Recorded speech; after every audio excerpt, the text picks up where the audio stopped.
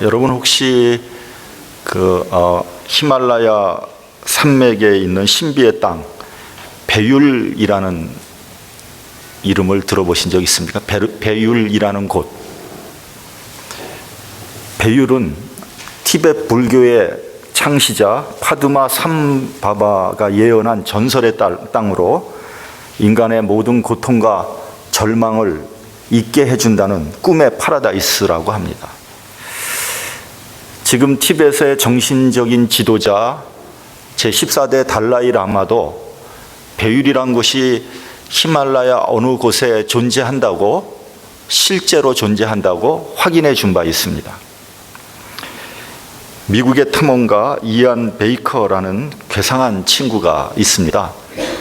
이 친구가 지금은 태국에서 살고 있는데, 이 사람이 그 낙원의 땅 베율을 찾기 위해서 히말라야 산맥을 8차례에 걸쳐서 샅샅이 탐사를 했다고 합니다. 그리고 마침내 파두마 삼바바가 예언한 베율의 입구를 찾았다고 합니다. 히말라야 어느 곳인데 거대한 폭포 뒤편에 베율로 연결된 문을 발견했다는 거예요. 그는 그 발견으로 미국 국립지리학회에서 주는 탐험가상을 받았고요, 기네스북에도 등재되었다고 합니다. 그러나 이안 베이커는 아쉽게도 베율이라는 곳을 들어가 보지는 못했고요. 왜 그러냐면 거대한 폭포가 있었기 때문에 단지 사진만 한 장 찍어가지고 돌아왔습니다. 근데 그 후에 그곳을 다시 찾았는데, 장비를 가지고 다시 찾았는데 이상하게도 그 장소를 찾지 못했다는 거예요. 믿어야 할까요? 말아야 할까요? 이 신비의 땅 베율을 찾기 위해서 한국의 유명한 산악인을 포함해서 4명의 만능 스포츠맨이 히말라야로 갔습니다. 그들은 예언서에 기록된 대로 산을 넘고 강을 건너서 심지어는 행글라이더를 타면서 험지를 탐험했습니다. 이안 베이커가 가르쳐준 그 장소를 더듬어 찾아서 무려 6달 동안 히말라야를 헤매고 돌아다녔습니다. 베율이라는 신비의 땅을 찾았을까요? 못 찾았을까요?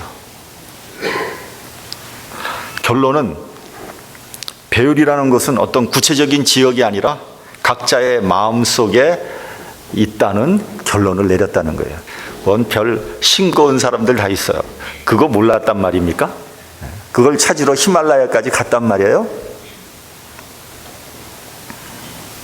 그런데 여러분, 사람의 마음에는요, 항상 그러한 피안의 세계, 절대적인 평안을 바라고 있다는 것을 우리에게 보여주고 있는 거죠. 이 복잡한 세상을 살아가면서 우리는 어떻게 하면 평안을 얻을 수 있을까? 그것을 고민하지 않습니까? 오늘은 특별히 평안이라는 주제를 가지고 이게 좀 이야기를 나눠보고자 합니다. 본문에 들어가기 전에 우리 몇 가지를 좀 이렇게 좀 확인해 봐야 되는 그런 부분이 있다고 저는 생각합니다. 첫째는 편안과 평안이란 두 단어의 차이입니다. 첫째, 편안하다. 편안하다는 말의 뜻은 무슨 말이냐면요, 편리하고 안전하다는 뜻입니다. 구체적으로 그 적용을 한번 해보면 이렇게 적용할 수 있겠죠. 맛있는 걸 배불리 먹고 두루 누우니까 편안하다. 그럴 때 편안하다는 말을 쓰죠. 그렇죠? 그러니까 다시 말하면 그것은 육신의 편안한 그러한 상태를 우리에게 얘기하는 겁니다. 어찌 보면은 내가 편안하기 위해서 다른 사람이 좀 희생해야 되는 경우가 있을 수 있죠. 그렇죠? 그러므로 편안하다 이런 말은요, 누군가의 희생을 전제로 하는 상당히 자기중심적인 그런 의미가 들어가 있는 거죠. 둘째로 평안하다라는 단어의 뜻은 무슨 뜻이냐면 평화롭고 안정적이다 이런 뜻입니다. 평화롭고 안정적이다. 이것은 육체의 편안함이라기보다는 어떤 마음의 편안한 상태, 그것을 의미하는 거 아닙니까? 이 평안에는 어느 누구도 희생하거나 손해를 볼 이유가 전혀 없습니다. 평안은 함께 누릴 수 있는 공동의 가치라고 말할 수 있는 거죠. 예수님께서는 누가복음 12장에서 이러한 비유의 말씀을 우리에게 해주셨습니다. 어떤 부자가 있었어요. 근데 밭에 소출이 너무 많은 거예요. 쌓아둘 것이 없을 정도로 밭에 소출이 많습니다. 그게 고민이 되는 거예요. 이걸 어디다 갖다 놓을까? 행복한 고민이죠. 그래서 이 부자는 결심을 합니다. 지금 있는 곳간을 헐어버리겠다. 그리고 새로 아주 크고 넓은 곳간을 짓겠다. 그래서 내가 지금 이 곡식과 내가 갖고 있는 물건들을 거기다 다 쌓아 놓을 것이다. 그리고 내가 내 영혼에게 이르되 영혼아, 여러 해 쓸 물건을 많이 쌓아 두었으니 평안히 쉬고 먹고 마시고 즐거워하자 하리라. 우리 한국어 성경에는 평안히라고 번역되어 있습니다. 근데 제가 보기엔 이건 좀 잘못된 번역이다. 이건 평안이 아니라 편안히 쉬자, 그런 의미인 겁니다. 육체적인 편안함을 말하는 것이고 자기중심적인 마음의 상태를 의미하는 것입니다. 그런데 하나님께서 이렇게 말씀하시죠. 어리석은 자여, 오늘 밤에 내 영혼을 도로 찾으려니 그러면 내 예비한 것이 네 것이 되겠는가? 그 많은 재산이 누구 것이 되겠느냐 하고 물어보시는 거죠. 다시 말하면 이 말은 무슨 말이냐면요, 편안함이 얼마나 부질없는 것인가를 우리에게 알려주는 굉장히 극적인 표현입니다. 여러분, 편안함을 추구하고 있습니까? 그것이 얼마나 부질없는 일이라는 것을 우리에게 알려주는 거죠.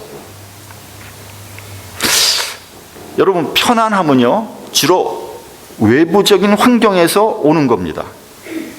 외부적인 환경. 그래서 이 외부적인 환경이 변화된다면 우리가 느끼는 편안함은 순식간에 없어질 수 있는 겁니다. 그러나 평안은 외부의 환경과는 별개의 것입니다. 평안은 주로 어떤 관계를 통해서 우리에게 주어지는 겁니다.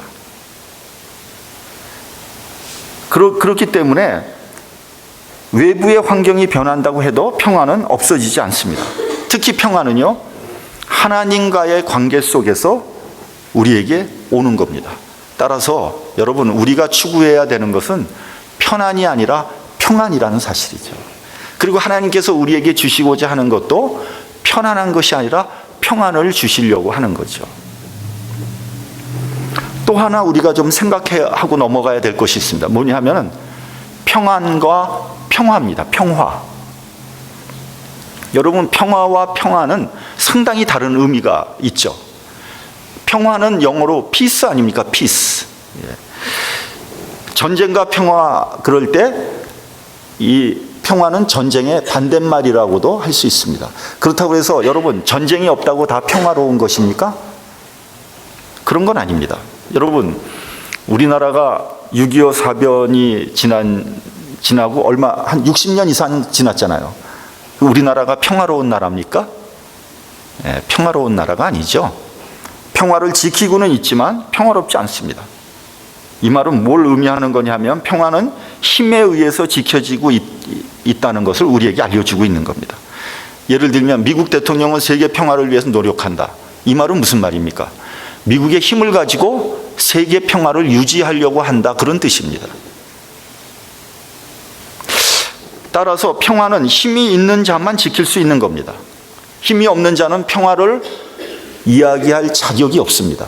왜냐하면 힘이 없으면 외부의 침략을 받게 되는 거고요. 그렇게 되면 자기의 자유와 권리를 잃어버리기 때문입니다. 그러면 더 이상의 평화는 없는 거죠. 반면에 평화는요, 자유 안에 있는 것입니다. 모든 사람이 함께 자유로울 때 우리는 그 안에서 평안을 누릴 수 있는 겁니다. 여러분, 자유 중에 최고의 자유가 뭔지 아세요? 자유 중에 최고의 자유, 우리가 배운 언론 출판의 자유입니까? 집회 결사의 자유입니까? 여러분, 자유 중에 최고의 자유 뭔지 아세요? 양심의 자유입니다. 양심의 자유. 네. 여러분이 양심이 자유할 때 진정한 평안이 있습니다. 윤동주 시인은요, 서시에서 이렇게 읊었습니다. 죽는 날까지 하늘을 우러러 한 점 부끄러움이 없기를. 잎새에 이는 바람에도 나는 괴로워했다. 여러분, 이 시를 한번 잘 생각해 보세요. 하늘을 우러러 한 점 부끄러움이 없기를 바랬는데 잎새에 이는 바람에도 나는 괴로워했다는 거예요. 그럼 윤동주 시인이 말하는 하늘을 우러러 한 점 부끄러움이 있다는 말입니까? 아니면 없다는 말입니까? 부끄러움이 있다는 말이에요? 없다는 말이에요? 있다는 말이죠. 왜냐하면은 잎새에 이는 바람에도 나는 괴로워했기 때문에. 여러분, 윤동주 시인은요, 그리스도인이었습니다. 그러므로 여기서 하늘은 당연히 하나님을 의미하는 거죠. 윤동주 시인은요, 하나님 앞에서 마음의 평안을 얻으려고 굉장히 노력했다는 것을 이런 시로 표현을 한 거예요. 그런데 여러분, 이 시의 출처가 어딘지 아십니까? 이 시가 어디서 나온 시인지 아십니까? 이거는 사실은 맹자의 군자 삼락이라는 데서 차용한 말입니다. 맹자의 군자 삼락은 이렇게 되어 있습니다. 부모 구전하고 형제 무고하니 그것이 제1낙이요. 다시 말하면 부모가 살아계시고 형제가 아무런 탈이 없으니까 그것이 첫 번째 기쁨이요. 앙불개어천하고 부부작 어인하니 그것이 제2낙이요. 무슨 말이냐면 하늘을 우러러 부끄러움이 없고 사랑과 더불어 수치스럽지 않으니까 그것이 두 번째 낙이다. 득천하 영재 교육지하니 그것이 제3낙이라. 천하의 영재를 얻어서 가르치니 그것이 세 번째 낙이다. 여기서 차용을 한 겁니다. 여러분, 하늘을 우러러 부끄러움이 없다. 그게 무슨 말입니까? 양심의 자유 아닙니까? 그러면 여러분, 맹자는 정말로 하늘을 우러러 부끄러움이 없을까요? 제가 보기에 상대적인 기준으로 볼 때는 아마 그렇게 얘기할 수도 있을 겁니다. 그러나 절대적인 기준으로 볼 때 맹자도 하늘을 우러러 부끄러움이 있었겠죠. 왜냐하면 그도 사람이었으니까.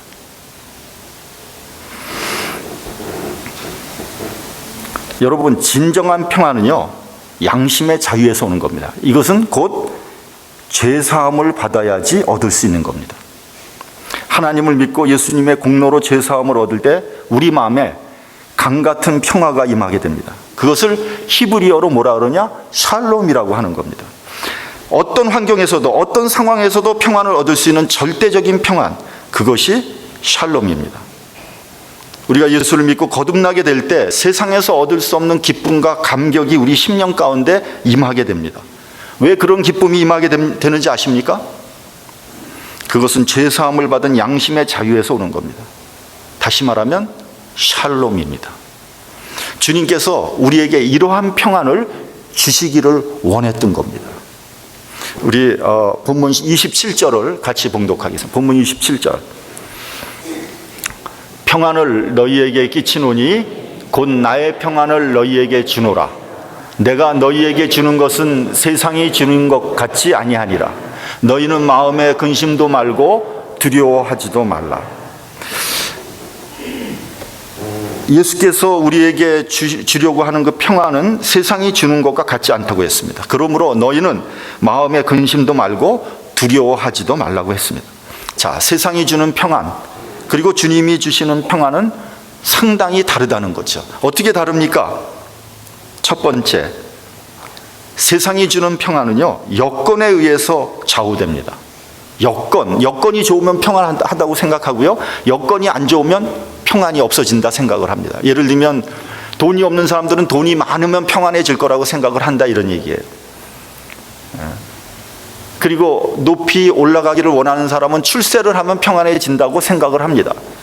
몸이 아픈 사람은 몸이 건강해지면 평안할 거라고 생각을 한다는 거죠. 부분적으로는 그럴 수도 있습니다. 그러나 궁극적으로는 그렇지 않습니다. 돈이 많으면요, 그 돈 때문에 더 근심과 걱정을 하게 돼 있고요. 높이 올라가면 올라갈수록 더 불안하고 더 두려운 겁니다. 여러분, 병들었을 때가 더 평안한지 모릅니다. 건강하면 더 많은 고민과 걱정이 올지 모릅니다. 얼마 전에 박근혜 대통령이 총선에서 참패하고 나서 언론사 편집국장과 보도국장들이 모인 자리에서 이렇게 말했다고 합니다. 대통령이 되면 여러 가지 일을 할 수 있을 거라고 생각을 했는데 아무 일도 못했습니다. 퇴임하고 나면은 한으로 남을 것 같습니다.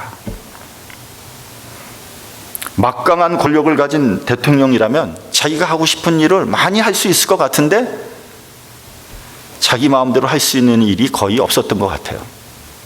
한으로까지 남을 정도니까 얼마나 마음고생이 심한 것입니까? 박근혜 대통령을 좋아하건 싫어하건 어쨌든 권력의 정점에 올라간 사람의 고뇌가 얼마나 큰지를 우리는 알 수 있습니다. 반면에 주님이 주시는 평안은 관계의 기초에 있습니다. 모든 것과 바른 관계를 맺을 때 평안이 있는 겁니다. 여러분, 부부가 서로 바른 관계를 맺을 때 그 가정에 평안이 있잖아요.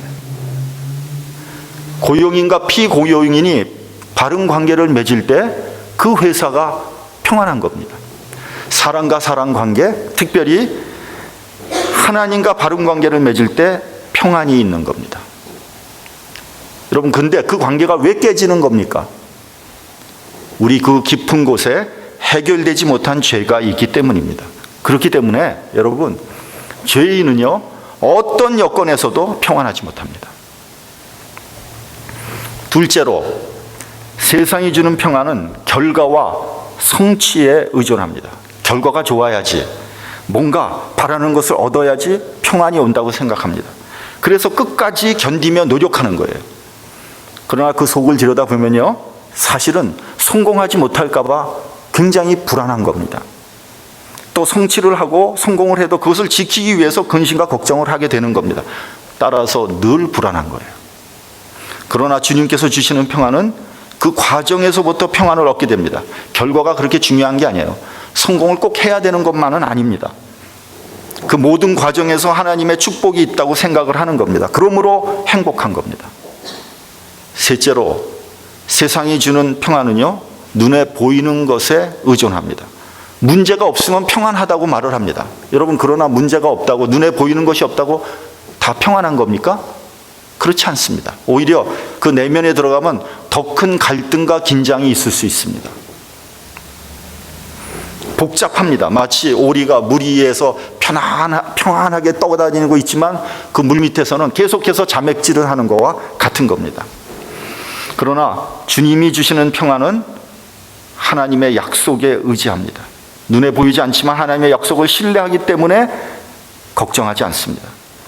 하나님께서 아브라함에게 너의 아비 친척 고향을 떠나 내가 지시하는 땅으로 가라 했을 때 아브라함은 주저하지 않고 떠났습니다. 그렇다고 아브라함이 걱정과 근심이 없었을까요? 있었습니다. 그러나 하나님의 약속을 신뢰했기 때문에 평안을 잃지 않았다고 생각을 합니다. 여러분, 돈이 꼭 있어야 평안한 겁니까? 아닙니다. 하나님은 우리에게 일용할 양식을 주시는 분입니다. 하나님은 만나를 내려주시는 분입니다. 그래서 저는 개인적으로 예수를 믿는 사람이 제일 행복한 사람이라고 저는 생각합니다. 고난 속에서도 그 행복의 색이 바라지 않습니다. 문제 가운데에서도 여유를 가질 수 있어요. 최근에 어떤 분이 저에게 이렇게 얘기하더라고요. 목사님은 여유가 있어 보여요. 제가 최근에 들은 얘기 중에서 제일 큰 칭찬이라고 저는 생각을 하고 너무 기분이 좋았어요. 그러나 사실은 제 속에도 근심과 걱정이 있습니다.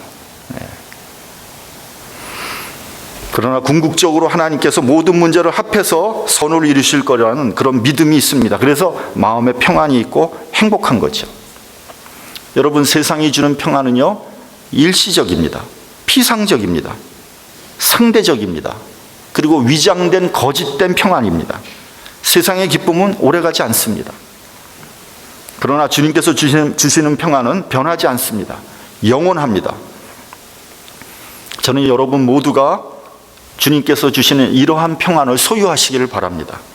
그래서 행복하시기를 바랍니다. 자, 우리 본문을 우리가 잘 들여다보면은요, 한번 주님께서 어떤 상황인지를 한번 우리가 생각해 볼 필요가 있습니다. 여러분, 주님은 마음이 늘 평안하셨습니다. 그 평안을 우리에게 주시겠다는 거예요. 만약에 주님께서 평안이 없다면 어떻게 우리에게 평안을 주실 수 있겠습니까? 예를 들면 어떤 사람이 돈을 주겠다고 그러는데 그 사람이 실제로는 돈이 없어요. 그럼 그 사람 뭡니까? 그거 사기꾼이거든요. 네. 어떤 사람이 병을 고쳐주겠다고 그러는데 의사 라이센스가 없어요. 그럼 뭡니까? 그거 돌팔이거든요. 여러분, 어떤 사람이 평안을 주겠다고 하면 절대 믿지 마십시오. 왜냐하면 어느 누구도 평안을 줄 수 없기 때문입니다. 평화는 줄 수 있을 겁니다. 왜냐하면 힘을 사용할 수 있기 때문에. 누가 상황이나 환경이나 어떠한 상황에도 흔들리지 않은 평안을 줄 수 있겠습니까? 오직 하나님밖에 없습니다. 그래서 하나님을 의지하라는 겁니다. 자, 오늘 주님의 상황은 이렇습니다. 오늘 본문의 이 말씀은 주님께서 마지막 설교하는 그 부분의 일부분입니다. 이제 곧 십자가의 고난이 다가오고 있습니다. 십자가의 죽음이 다가오고 있어요. 지금 평안을 운운할 때가 아니잖아요. 그 엄청난 고난과 죽음이 기다리고 있는 거예요. 또 제자들은 어떻습니까? 다 도망쳤습니다. 가룟 유다는 주님을 배신했고요. 수제자라는 베드로는 큰소리 빵빵 치다가 하찮은 계집종 앞에서 예수님을 3번이나 부인하고 도망치고 말았습니다. 믿을 놈 하나도 없습니다. 그럼에도 불구하고 예수님은 평안하셨습니다. 왜요? 하나님의 약속을 믿었기 때문입니다. 그래서 십자가의 고난도 그대로 순종하신 겁니다. 물론 고민과 갈등이 있습니다. 그래서 예수님께서도 하나님에게 이 고난의 잔을 내가 마셔야 되느냐고 반문했습니다. 그러나 그것이 하나님의 뜻이라면 순종하겠다고 하신 거죠. 여기에 평안의 근본이 있는 겁니다. 여러분, 우리 자신을 한번 솔직히 한번 되돌아보시기 바랍니다. 왜 나에게 평안이 없는 겁니까? 왜 지금도 계속해서 고민하고 갈등하고 근심하고 걱정하고 있습니까? 하나님께 순종하지 않기 때문입니다. 하나님의 뜻대로 하지 않고 내 욕심대로 행했기 때문입니다. 세상적으로 살았기 때문에 평안이 없고 불안으로 가득한 겁니다. 우리 본문 30절을 같이 봉독하겠습니다. 30절. 자, 시작. 이후에는 내가 너희와 말을 많이 하지 아니하리니 이 세상 임금이 오겠습니다. 그러나 저는 내게 관계할 것이 없으니. 세상 임금이 온다고 했습니다. 다시 말하면 마귀의 세상이 온다는 겁니다. 하나님의 아들이 십자가에 못 박히는 무법천지가 다가오고 있습니다. 부조리가 판을 치고 불의가 횡행하는 그러한 세상입니다. 여러분, 십자가형을 받는다는 것이, 무죄한 사람이 십자가에 달린다는 것이 얼마나 고통스럽고 억울하고 한맺히는 사건입니까? 그러나 주님께서 뭐라 그러셨냐면 내가 관계하지 않겠다, 그렇게 말씀하셨습니다. 이 말은 무슨 말이냐면 십자가 지지 않겠다는 말이 아닙니다. 도망간다는 말이 아니에요. 세상이 어떻게 돌아가든지 아무리 부조리한 세상이 온다고 해도 상관하지 않겠다는 겁니다. 초연하겠다는 겁니다. 그래도 하나님의 뜻은 이루어진다는 겁니다. 그렇기 때문에 기꺼이 희생의 제물이 되겠다는 겁니다. 온전히 하나님께 순종하는 겁니다. 여기에 하나님에 대한 사랑과 신뢰가 있는 겁니다. 본문 31절에 이렇게 말씀합니다. 내가 아버지를 사랑하는 것과 아버지의 명하신 대로 행하는 것을 세상으로 알게 하려고 한다. 다시 말하면 하나님 아버지를 사랑해서 십자가까지 순종하겠다는 말씀입니다. 저희 부부는 요즘에 일주일에 이틀간 저희 손녀 진이를 돌보고 있습니다. 갓난아기 때부터 지금 2년 넘게 돌보니까 애가 잘 따라요. 그러니까 사랑과 신뢰의 관계가 형성이 된 겁니다. 이제 이게 진이를 이렇게 안아가지고 높은 데에다 올려놓으면요, 걔가 그냥 저를 보고 그냥 붕 점프를 해요. 왜냐하면 제가 받아줄 것을 알기 때문에. 뭐 전혀 겁이 없어요. 그냥 아무리 높은 데 올려놔도 그냥 뛰어내려요, 저를 보고. 하루는 우리 집에 그 홈바가 있는데 홈바에 올려놨는데 제가 잠깐 다른 생각을 하고 있는데 저를 향해서 뛰어내린 거예요. 깜짝 놀래가지고요. 그냥 거의 반사적으로 어떻게 해도 겨우 받았어요. 잘못했으면 그냥 바닥에 떨어질 뻔했어요. 등에 식은땀이 쫙 나더라고요. 제가 그렇게 겨우 받으니까 그게 더 재미있었던 것 같아요. 계속 하라는 거예요. 계속. 어린애들 그런 거 있잖아요. 뭐 한 번 해주면 계속 해달라고. 진이는 뛰어내릴 때 아무 근심도 하지 않습니다. 불안을 느끼지도 않습니다. 오히려 재미있어 합니다. 여러분, 우리도 하나님을 신뢰할 때 세상이 아무리 불안하고 불합리하고 불의가 판을 쳐도 초연할 수 있습니다. 그래도 하나님의 뜻은 이루어지고요, 하나님께서 우리를 보호하시는 것을 알기 때문입니다. 여러분, 빌라도가 주님을 재판할 때의 모습을 기억해 보십시오. 빌라도는 굉장히 불안해합니다. 관정의 안과 박을 오가면서 어떻게 하든지 중재하려고 노력을 하죠. 그런데 정작 십자가를 져야 하시는 주님은 무심합니다. 빌라도가 주님께 물어봅니다. 왜 아무 말도 하지 않는가? 저 밖에서 저들이 당신을 죽이려고 광분하는 것을 보지 못하는가? 그래도 주님은 아무 말도 하지 않으셨습니다. 주님을 다시 유대인들 앞으로 끌고 나옵니다. 보라, 이 사람을 봐라. 이 사람에게 무슨 죄가 있는가? 왜 죽이려고 하는가? 참 희한하죠? 주님을 죽일 수도 있고 살릴 수도 있는 그 막강한 권세를 가지고 있었던 빌라도는 불안해했다는 거죠. 반면에 주님은 십자가를 앞두고도 초연하셨습니다. 왜요? 하나님에 대한 무한한 사랑과 신뢰가 있었기 때문입니다. 이 말은 바꿔서 얘기하면 무슨 말이냐면요, 하나님을 사랑하지 않는 사람, 하나님을 신뢰하지 않는 사람에게는 평안이 없다는 겁니다. 주님께서 지금 우리에게 말씀하십니다. 나의 평안을 너희에게 주노라. 이 평안을 소유하는 저와 여러분이 되시기를 바랍니다. 그것은 하나님과 사랑과 신뢰의 관계를 맺을 때만 소유할 수 있는 겁니다. 평안을 소유하면요, 죄와 죽음으로부터도 자유할 수 있는 겁니다. 거기에 궁극적인 인생의 의미가 있고 행복이 있는 겁니다. 저는 우리 모든 사람들이 정말 주님께서 주시는 평안을 소유하는 그러한 주님의 자녀들이 되기를 주님의 이름으로 축원합니다. 기도하겠습니다.